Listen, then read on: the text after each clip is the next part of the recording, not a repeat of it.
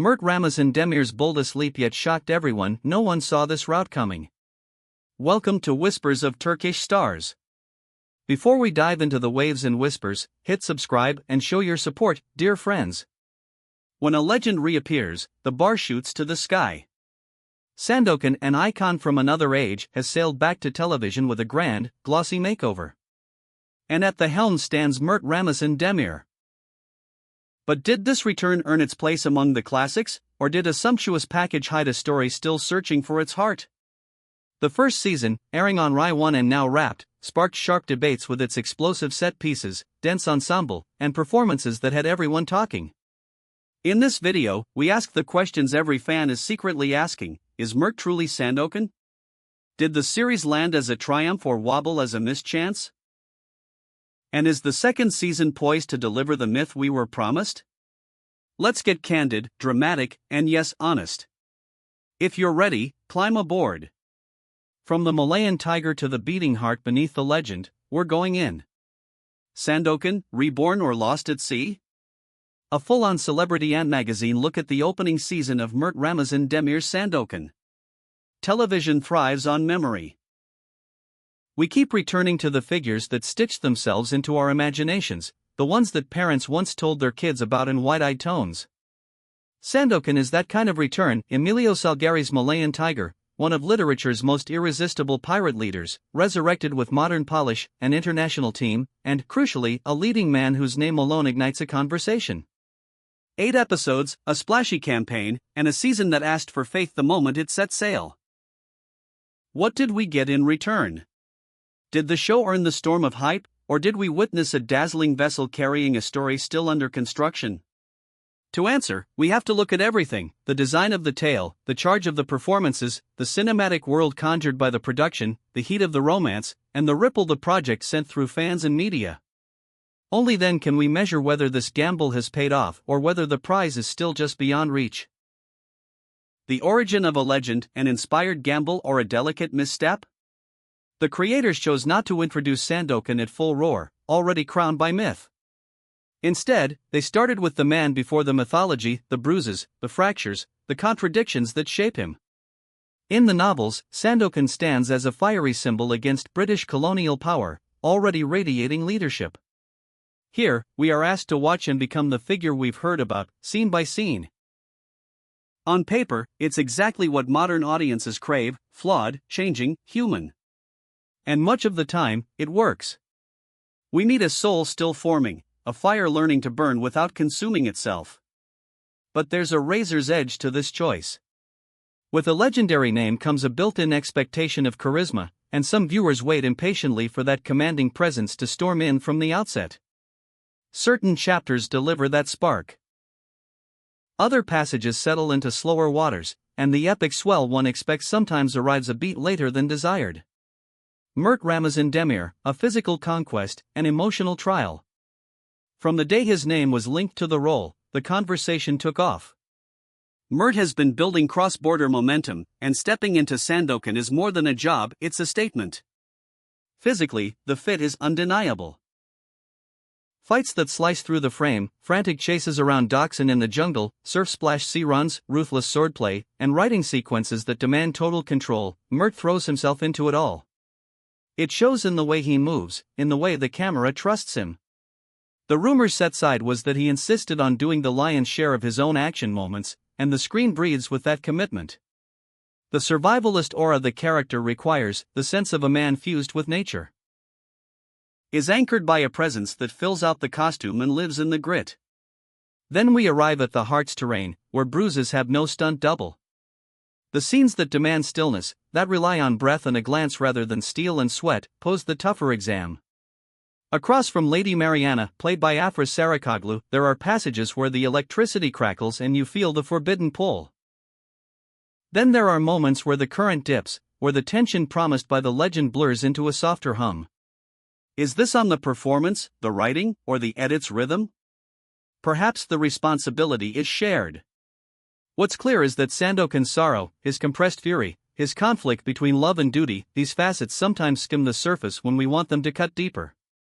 The good news: When they land, they strike with force, and the potential is visible in every close-up. Mert earns with sweat and quiet. Afra Sarıkoglu as Lady Mariana, the pulse, or the question mark? Lady Mariana might be the most intricate figure in the series.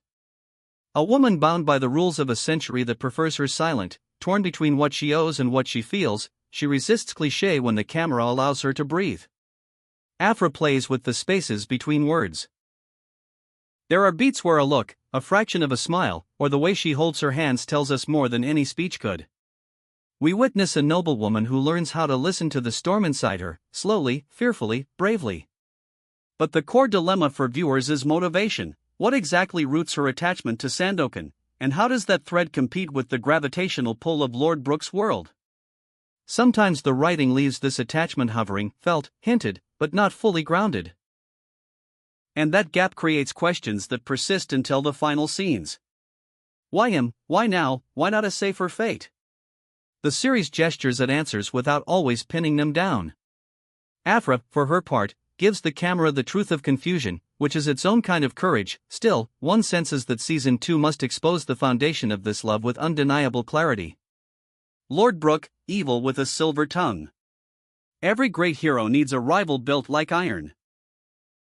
Lord Brooke is cold, proud, and obsessed with order that serves his power. The actor behind him crafts a villain you love to loathe, measured, elegant, terrifying in the way he thinks he is the most reasonable man in any room. There are stretches where Lord Brooke's scenes gleam so sharply that he steals the light from Sandokan, which, paradoxically, helps the show. A hero shines brighter when the darkness is worthy, and in Lord Brooke, darkness gets a face that can smile. It isn't an accident that some of the season's most gripping confrontations happen in silence between these two, a single look carrying the threat of war. Yanez de Gamera, more than a witty shadow. At first glance, Yanez offers levity, the sly smile, the tossed-off line, the swagger that suggests he's seen this movie before and knows the exits by heart. But as the season progresses, he becomes something else. Sandokan's conscience, strategist, and sometimes his brake pedal when the heart wants to sprint. The writing grants Yanez a backstory that peeks through in shards, and the performance grounds him in grief as much as charm.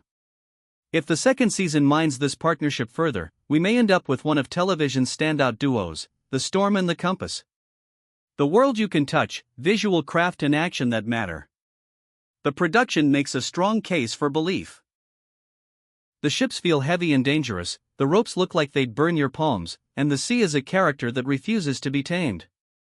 Sword fights have geometry, they are staged to tell a story, not just flash steel. Wardrobe and sets work together to sell the colonial era's grandeur and rot. From plantation porches that hide cruelty to jungles that swallow footsteps, the aesthetic shapes mood without shouting. While a few effects nudge the edge of television's limits, they rarely crack immersion. When the cannons roar and the water shatters into spray, the show's ambition speaks loudly and, more often than not, persuasively. The megaphone effect, media frenzy and couple magnetism. Projects that carry Mert's name don't sneak into the world, they arrive announced.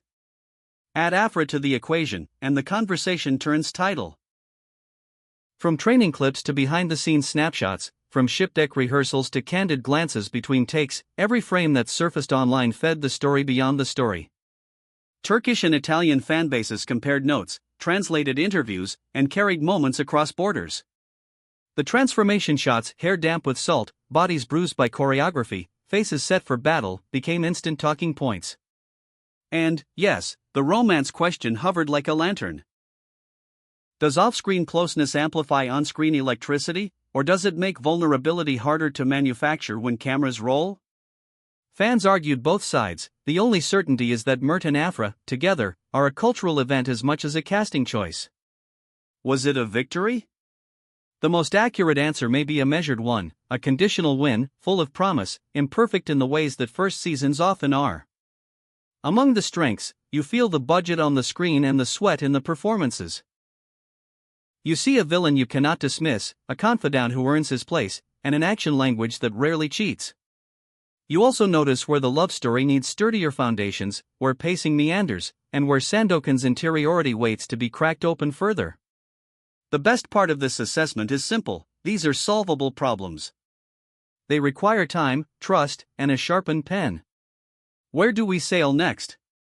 Season 2, set for spring or summer 2026, sits on the horizon like a promise.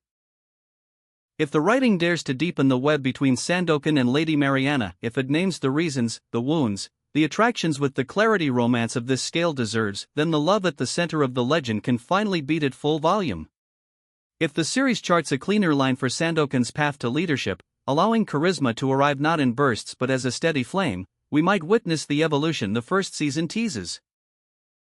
And if Lord Brooke sharpens his strategy while Yanez complicates the hero's choices, the dramatic engine will run hot. None of this requires reinvention, it requires refinement. For now, the truth feels like this, not a resounding triumph, not a collapse, but a strong opening chapter. The season proved that the myth can live again, that Mert Ramazan Demir owns the silhouette of Sandokan, and that Afra Sarıkoglu's Lady Mariana can command the frame with quiet force when the script lets her speak in silence. The love story, though, the love story, is still a promise written in salt on the wind. It needs ink. It needs to mark us. So tell us, did Sandokan convince you, or are you still waiting for the legend to fully roar?